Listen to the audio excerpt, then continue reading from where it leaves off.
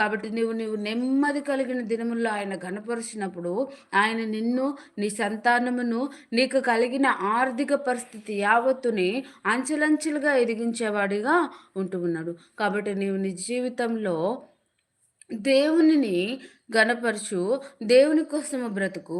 అప్పుడు నీవు పరలోక రాజ్యంలోను, ఇహలోక రాజ్యంలోను గొప్పవాడివిగా ఉంటానని దేవుడు చెప్తున్నాడు. కాబట్టి నీ గర్భంలో పుట్టిన పిల్లలను హెచ్చించే దేవుడు, నీకు రాజ్యంని స్థిరపరిచే దేవుడు, నీవు ఎక్కడ ఉండాలో, నీవు ఏ పని చేయాలో నిర్ణయించే దేవుడు, నీకు బహుమానమును సంపూర్ణముగా ఇచ్చే దేవుడు. మన దేవుడు బహుమానమును ఇవ్వకుండా లేట్ చేసినను ఆ బహుమానము దయచేసేటప్పుడు సంపూర్ణముగా ఇచ్చేవాడిగా ఉంటూ ఉన్నాడు.